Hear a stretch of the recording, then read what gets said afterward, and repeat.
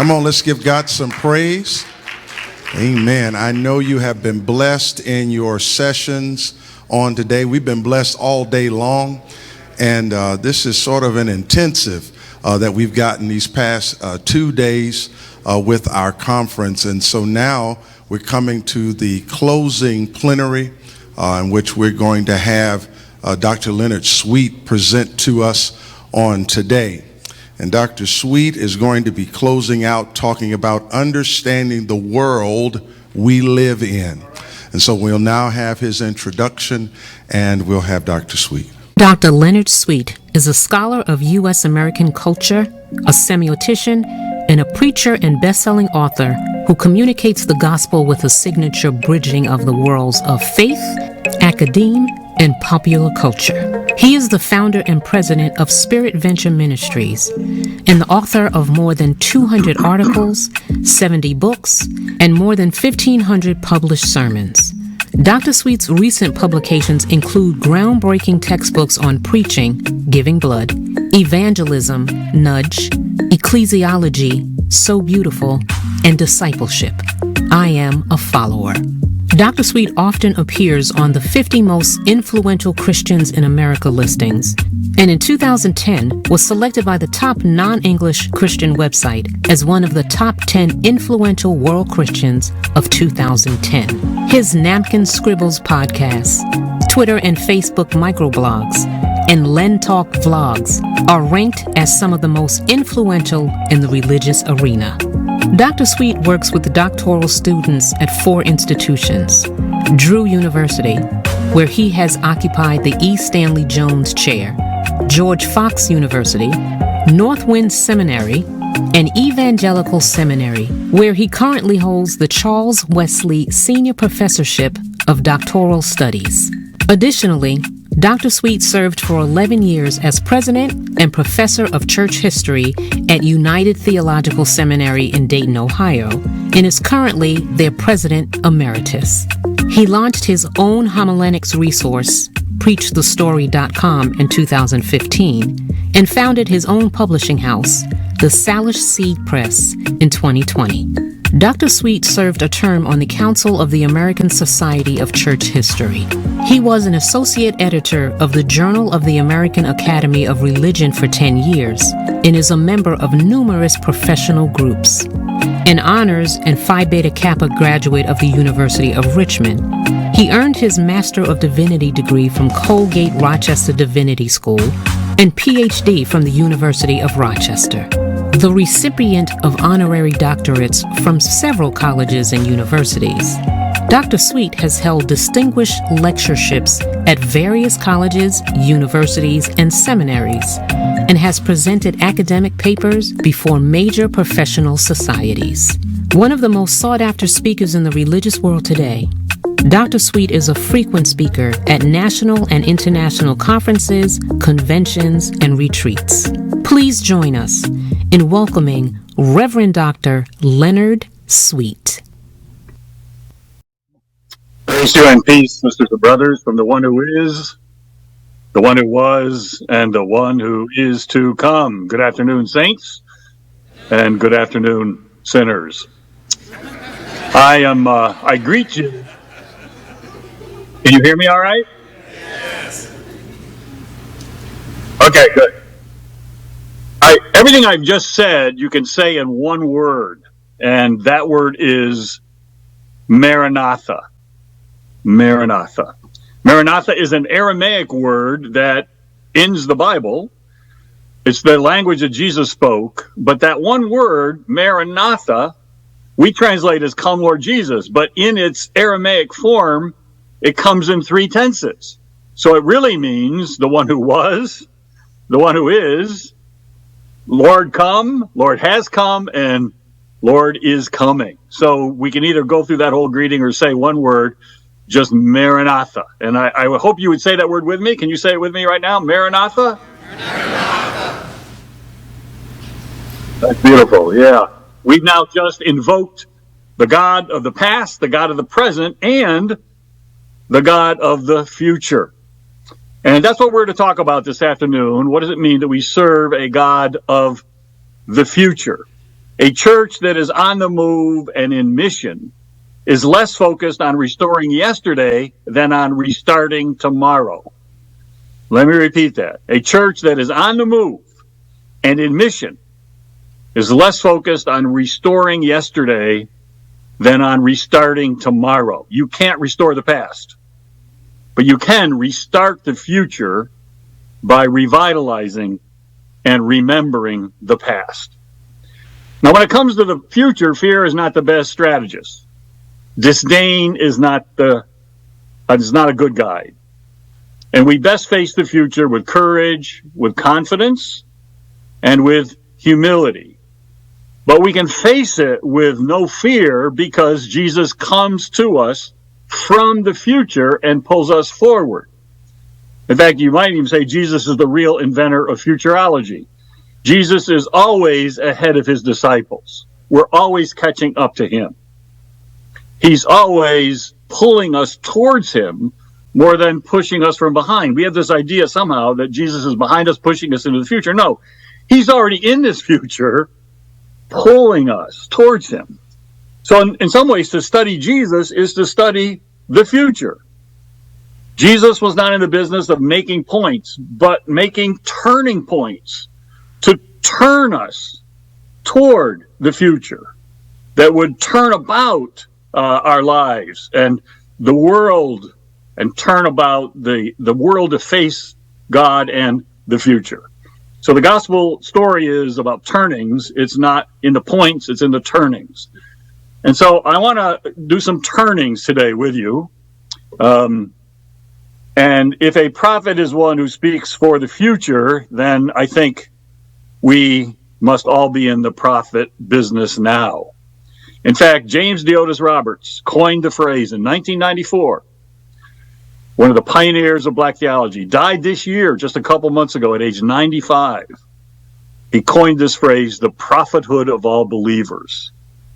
The Protestant Reformation taught us about the priesthood of all believers. I think right now, what God is teaching us is the prophethood of all believers. When Jesus taught us to live abundantly, he taught us to live out of the past, to live in the present, and to live forward into the future. You can't live in the past and go forward. Now, let's admit it right from the beginning. Our kids are living in a very different space than we are. We're living in a very different world than the one we grew up in. One of my favorite poets is the Irish poet Seamus Heaney. And he received the Nobel Prize in Literature in 1995, celebrated one of the greatest poets of the 20th century. When asked what changes he noticed in a lifetime of writing, reading, and living, this is what he said. I'm quoting here. "The biggest change in my lifetime has been the evaporation of the transcendent from all our discourse." Now that's worth saying again. The greatest change, one of the greatest minds of the 20th century has seen, is the evaporation of the transcendent from all of our discourse. And this is part of the challenge of facing the future. Whatever way we turn, whichever direction we look, we see looming on the horizon wars, nuclear war, climate change, unraveling nation states, pestilence, a Titanic-like tryst with an iceberg of time and technology. This is unlike the world has ever seen. We got mind-bending technological progress moving far beyond our moral comprehension, much less moral constraints. There are fleas carrying the Black Death, that's the bubonic plague, have been found in Arizona as recently as 2017. Welcome to the future. So we got all these challenges. We've got global pandemics and floods and bushfires in the summer and wild weather events in the whole world. We're on the brink of military conflict in various places around the world. We got dragflation. We got a coming recession if we're not already in it. We got skyrocketing suicide rates, drug overdose. Millions of small businesses have gone under. Pending commercial office real estate disaster. We got all of these problems. But how do we deal with them and face the future with courage, with confidence, and with humility? And there's certain things I was really torn to how to best send you out today with a view to preparing you for this future. And I was tempted, we could spend the rest of the time looking at words you're going to need to know for the future. This is not an option. You're just going to need to know them. Blockchain, metaverse, decentralization, Web3, NFTs. And the big one, I just summarize, I give it an acronym, GRAIN, G-R-A-I-N. G is for genetic engineering. R is for robotics. A is for artificial intelligence. That's the big one. I is for information technology, and N is for nanotechnology. These are the driving technological forces shaping this future. GRAIN. It's a grainy future. And sometimes we need to go with the grain, but sometimes we need to go against the grain. So I thought, okay, well, I could spend the time talking with you about that. And then more I thought about it. I thought, well, maybe what we need to know less is what's coming in the future than because nobody ever knows what's coming. How do we navigate and negotiate whatever does come? And so I thought of maybe there's some Greek words that can guide us from our own tradition. And one of them, I think, is the one I was most tempted to spend time on is the word sozo. Sozo. The Greek word we translate it save. I grew up singing a song, we have heard the joyful sound, Jesus saves, Jesus saves. What did Jesus do on the cross? Translate it, Jesus saves. But the original Greek means even deeper than save, it means heals. Jesus heals. What did he do for us on the cross? And this were William Tyndale in 1526, the first translation from the Greek and English didn't translate it, save. What Jesus brought for us on the cross through his atonement and his precious blood was health, wholeness. We'd say today, wellness. And Jesus spent his life doing three things: preaching, teaching, and healing. Everybody goes to seminary, wants to become a great preacher. You leave seminary, okay, I got to do some teaching. But have you ever heard anybody go to seminary and say, I need to learn how to heal? I need to see myself as a healer. I'm in the health and wellness and healthcare and wholeness business. And if I had to rank those three for the future, healing would be number one, teaching would be number two, and preaching would be number three. We need to rediscover the healing component of what Jesus did for us on the cross. What I want to do, though, is do one Greek word. I want to spend time with it, and I want to explore its meaning, and I think this one Greek word can help all of us navigate and negotiate into this very challenging and uncertain future. And the Greek word is the one you all know. It's logos. Logos. Logos. This is one of the most difficult, challenging words in all of the Bible. Logos. Various people have translated it different ways. Some have translated, the most familiar one is the Word. The problem with the Word is when you think of words, you think of words. The Word became flesh. Logos became pathos, if you will. But we don't translate that. The Word became words, and that's the problem. The words just become more words. No, the word, logos, means so much more than word. In fact, it has a musical component to it. That's why some people translate it as voice. Others translate it as sound. And God said, first words out of God's mouth. God said, spoke, voice, sound, let there be light. Sound comes before sight. That's the importance of hearing. Probably the most quoted scholar, theologian in the world today, he's Eastern Orthodox. His name is David Bentley Hart.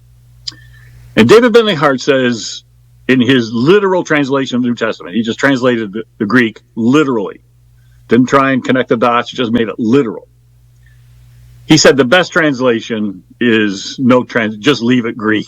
He said it's untranslatable. You can't translate it. So just don't try. Just keep it logos. All right. And I've been going by that for a few years.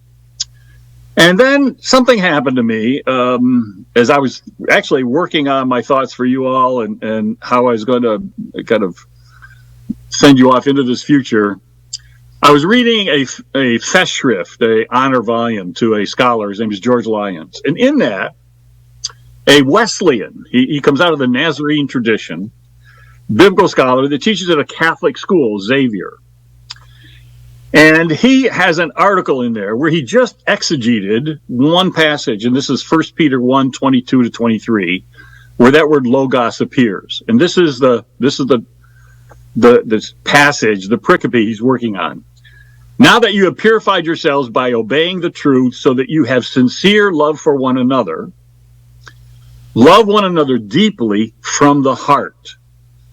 For you have been born again, not of perishable seed, but of imperishable seed through the living and enduring Logos. Now we translate it through the living and enduring Word of God. But what Troy Martin does, and this has really changed my life. Just a couple of weeks ago, I mean, it's just changed my whole way of thinking, is that he says that, and he goes back to Aristotle. He does not go to Heraclitus, which is where I would have gone, and where I have gone to understand Logos. But he says, no, go to Aristotle. And he says, and notice it's the seed. The seed gets sown. And he said the way to understand Logos is the best way to translate it into today's language is, now you ready for this? Okay, here it comes. The best translation of Logos is DNA. Logos is God's DNA. It's divine DNA. And what Jesus is, as Logos, who was there before time, before the world, and was part of the creation of the world, in fact, the world was created for him, is divine DNA. And so the incarnation is all about God's sharing the very divine DNA with us. And when you start thinking like that, and this is what is so exciting when you start thinking like that, Jesus gave us a mission statement. We've been trying to come up with our own because I guess we didn't like the one we got. But he gave us a mission statement. Go into all the world, make disciples of me, of all cultures. In other words, seed my DNA. By the way, seminary literally means seedbed. It's a place for the seedbed for faith. That's the word seminary comes from. This word seed. So we are, as we move into this future, what are we to do? We are to, and this is the Great Commission, the mission statement of the church. It's not the church's mission, it's God's mission. The question is God's mission going to have us? Because a lot of times we can be a part of another mission that's very different than God's mission. So this is that we are to go out there and communicate and convey and conceive the divine DNA in the world, the Great Commission. Now, let's just break it up. It has three parts. Go into all the world. That's the missional. Make disciples of Jesus Christ. That's the relational. Of all cultures is the incarnational. So the way I remember it is just MRI. Everybody knows what an MRI machine is and what an MRI does. Well, this is the MRI of the Christian movement. It's missional. And that's one of our problems. Wait a minute, let's stop right there. It's the first part of this divine DNA is mission. God's on a mission. The first time we meet God in the Bible, God's on a mission. We have, the reason why I had to write our own mission statements, so we didn't like this go into all the world. We wrote mission statements on how to get more people to come to church. Come to hear our great preaching. Come to hear our great music. Come to see our great facilities. Come. No, that's attractional. That is not divine DNA. Divine DNA is missional. Go. So, to spread the divine DNA, to convey and conceive others so they can be born again into this DNA, We need to have a missional mentality, not an attractional one. A one that's measured on going, not on coming. Now the second, make disciples of Jesus Christ. And this is the relational component, because Christianity is at base all about a relationship.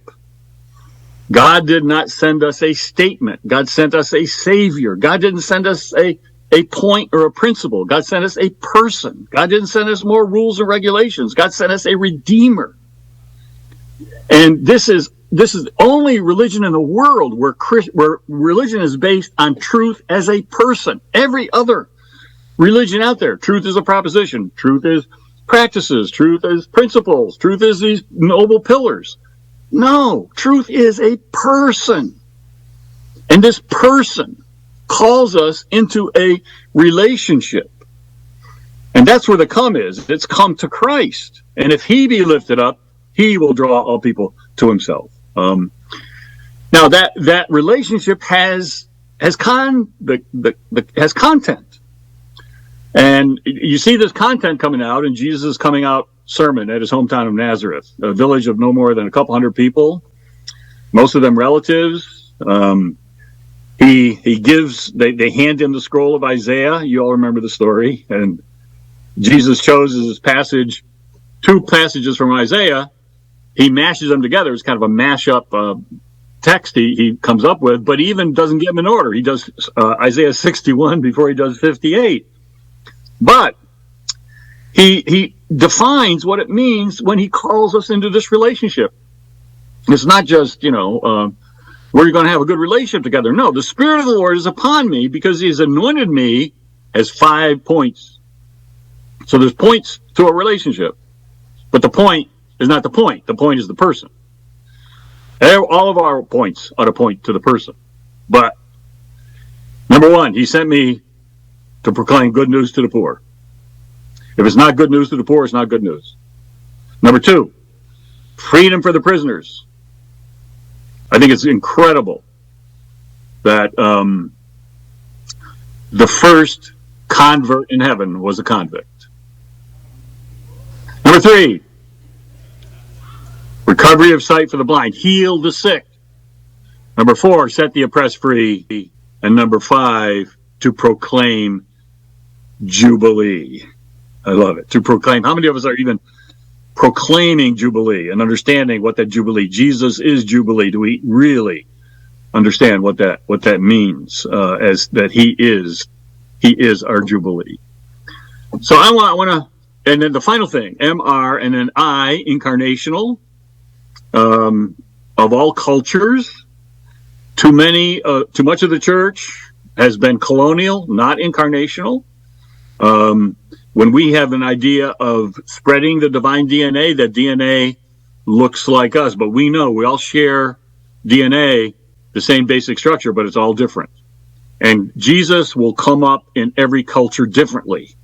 He will not appear in a colonial way, and that's why I hesitate with that word transform. I like the word transfigure instead, because if I go to China, I'm a missionary to China, I say, hi, I'm here to help transform your culture.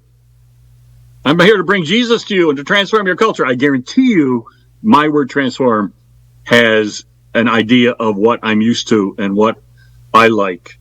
And Jesus will incarnate the gospel, the seed, in every soil, and it comes up differently. And so there's something new to be learned about Jesus in all the cultures, in all the area, and until Jesus is incarnated in all the cultures of the world, certain things about Jesus we will never know. So MRI, missional, relational, incarnational. We are to spread the divine DNA to all the world. And that's how I think we navigate, negotiate this future. We have no idea. There are going to be wild cards, going to be black swans. There are going to be all sorts of gray elephants, they call them, gray rhinos that are coming, heading our way. We're not going to be able to anticipate what all they are. But what we can do is keep this in mind. This divine DNA that is resident in Jesus And that divine DNA has these, it's a missional DNA. Now that mission will appear differently in whatever the context. It's a relational DNA. It's all about a relation with Christ, but that relation with Christ has content. And then thirdly, it's an incarnational DNA. And the challenge is, Jesus cried twice. We know he cried at least twice. I'm sure he cried more than that. But he cried twice. Once he cried over a person who was his best friend.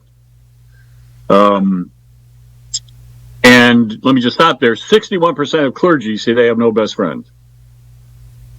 I want to say, are you better than Jesus? Even Jesus had a best friend. And notice his best friend was not part of his 12. You need people, your best friends need to be outside your staff, outside your immediate network.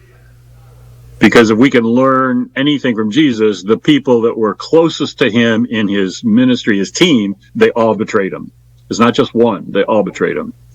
So he had Lazarus, he had Mary, he had Martha, he had Bethany, his favorite place on earth to hang out and enjoy talking with Mary and enjoy eating Martha's food. So he loved a person enough to cry over him, but he loved a place enough to cry over it. And that place was Jerusalem. He cried over Jerusalem. In other words, he loved a city enough to cry over it. Let me tighten the focus. He loved a zip code enough to cry over it. Do we love our zip codes enough to cry over? Do we even know our zip codes enough to cry over them? Do we know there's a day zip code and a night zip code? Do we know each one enough to cry over it? And so we incarnate the gospel in, yes, the world. And John Wesley said, the world is my parish, but the world is not your parish until first the parish is your world. You particularize in order to universalize. And so we deal with this future. We greet this future with the divine DNA that empowers and emboldens and ennobles us for this great calling of which we have a part. The founder of my tribe, it was a brother team, John and Charles Wesley.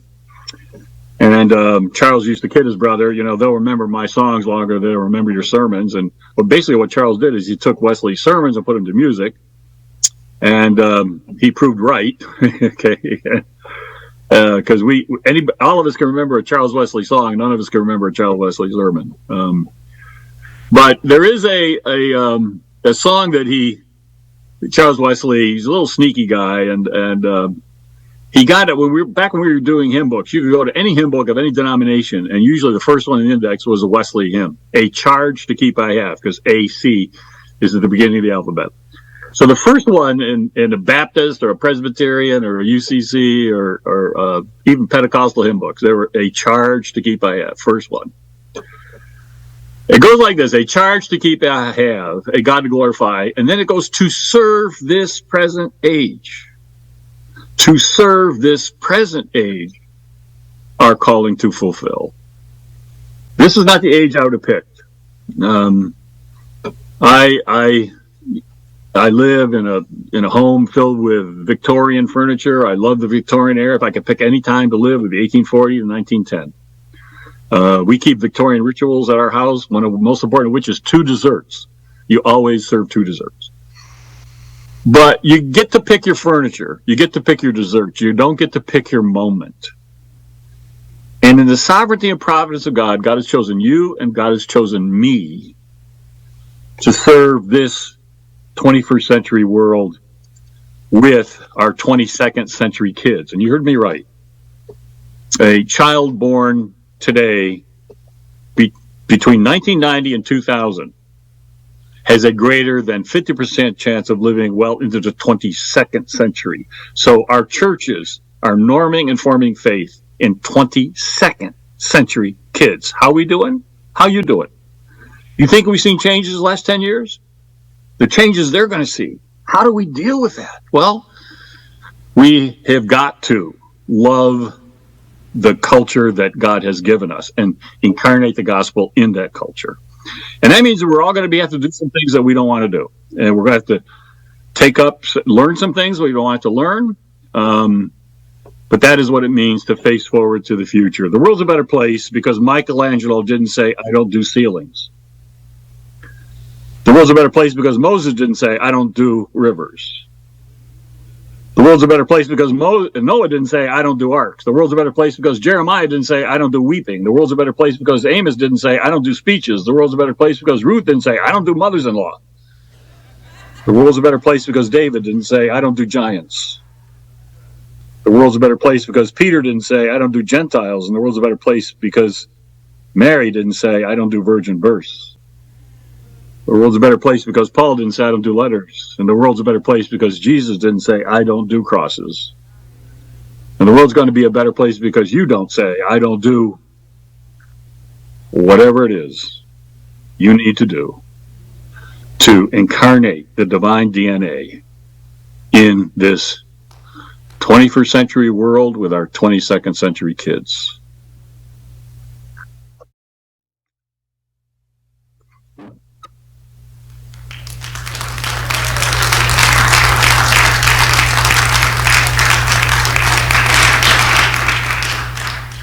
Thank you, Dr. Sweet, for that presentation. And now we'll take questions at either the mics in both of the aisles. Question for Dr. Sweet.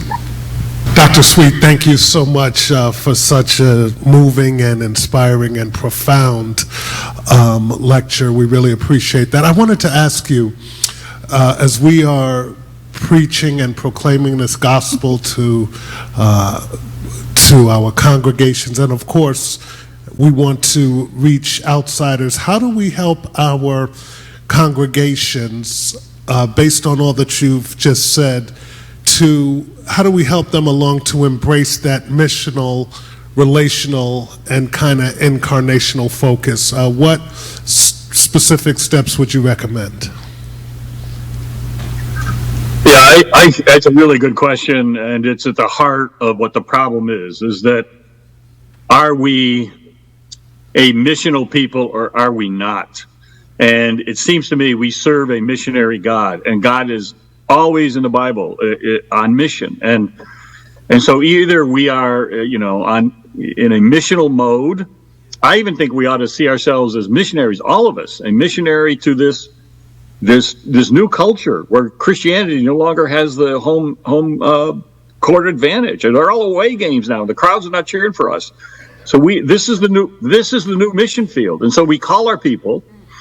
At the same time, we're calling them to this prophethood of all believers, which I love, the phrase that James Ellis Roberts came up with. But with that comes a missionary.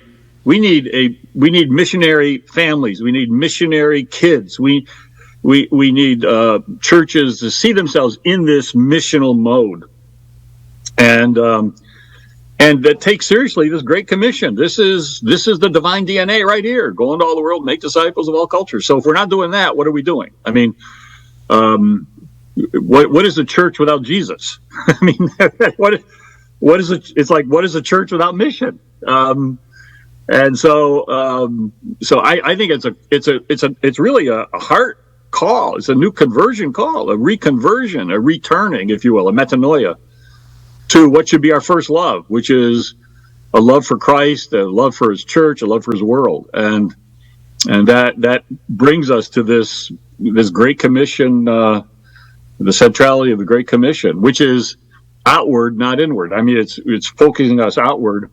We're watching football now, and I love football, the U.S. football, not European football, but there's two formations. You have a huddle formation, and you have a field formation. And we the church, we love the huddle formation. The huddle is where we all get together, we look inward, we see each other, and we have these unique rituals for each one of our teams is different, and we pat each other in various places, and it have our own huddle songs and huddle shouts. But the game is not the huddle. You gotta get out of the huddle and move downfield. That's the mission part. And we're stuck. We're loving the huddles. We're just huddle, and we love it when they call for a delay of game, because then we can go backwards. We don't have to go forwards, and so we can get penalized and go back. And No, no, no. The game. No, the game. The huddle is there to prepare you for the field, the mission field. So we call them to. We have our huddle rituals. So we need them, but the game is not the huddle.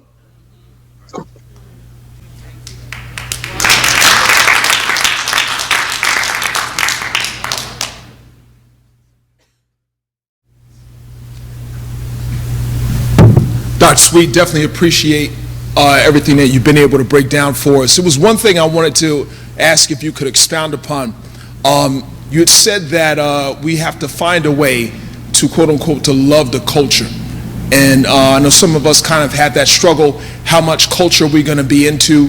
How are we going to find that balance between, you know, being in the world and not of the world? So are there any examples of faithfulness to the word and to the gospel while still loving the culture? Yeah, that's a really good, and it's a really good distinction that Jesus gave us. And we're to be in the world, but not of the world. But then he has this other little thing, but not out of it either. Okay, so I spend a lot of my time in academic circles, and we love to be out of it in an intellectually in way. But no, we're to be in it.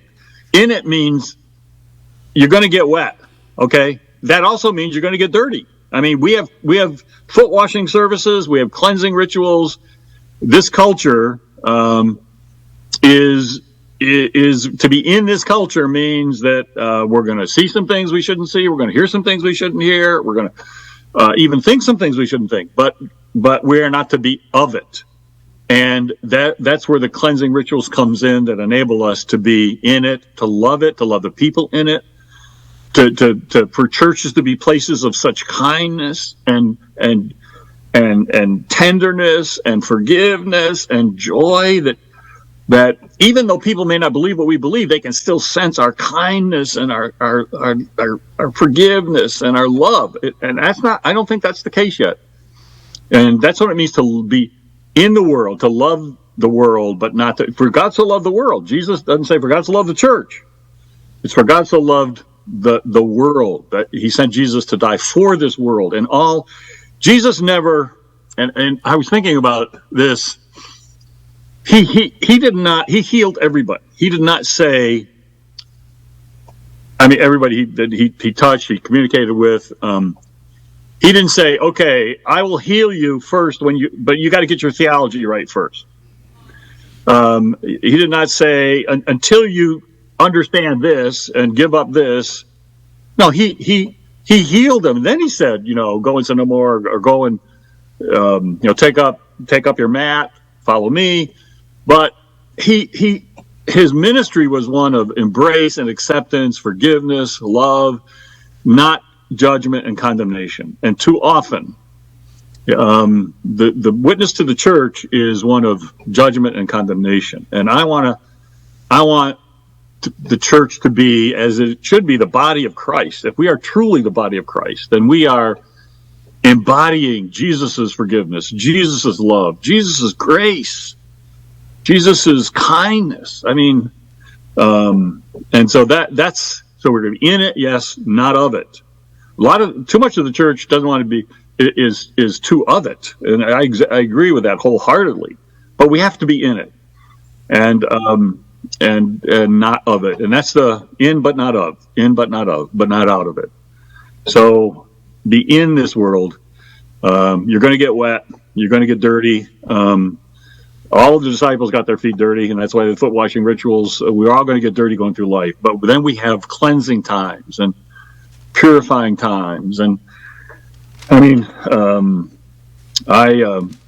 I come out of the hills of West Virginia, so I learned some cleansing rituals, and I said some bad words from my grandma. And I was just hoping it wasn't lye soap that she was using. So whatever we need to cleanse, that's why we prayer confession. That's why of forgiveness. You just look at TikTok. I mean, look at TikTok once, and you feel like you take a bath. But you cannot not. We have to find a way to incarnate the gospel in TikTok. The metaverse is filled with everything, but Jesus is the Lord of the metaverse. What does it mean for us to look at that place and say, No, it's not just because there's all sorts of things. No, we incarnate the gospel in it because Jesus, he's going to be in it one way or another. He is the Lord of the universe, and he is the Lord and will be the Lord of the metaverse. And either we're going to do it or somebody else is going to do it, but Jesus will be there. So to be in it, but not of it. And so we don't do things as the world does them. We do things differently, but where we err, I think, if anything, is on the side of forgiveness, love, graciousness, kindness, gentleness. You get the picture. Dr. Sweet, this is Jerry Carter, and it doesn't look like we have any more questions, but thank you so much for helping us to understand the world that we're trying to draw. This conference, the theme this year was all about preaching in a way and doing ministry in a way that draws the outsider, and you've helped us to understand kind of what that looks like in terms of Great Commission, and also helps us to understand the world that we're trying to draw, because it's difficult to draw that world in preaching and in ministry if we don't have some understanding of the world that we're trying to draw. So I appreciate that, and thank you for kind of setting that tone for us.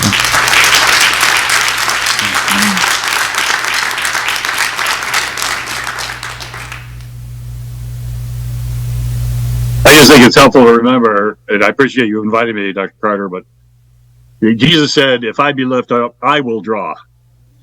And I will draw all people to me. So part of our challenge is, how do we better lift him up so that he can draw? And then we just need to get out of the way. He is the draw. We just have to lift him up in a way in which this culture can see him, can hear him, can taste him, can touch him, can feel him. And that's my burden, and that's why I'm really blessed to be with you all today. Thank you for this, the honor of this invitation.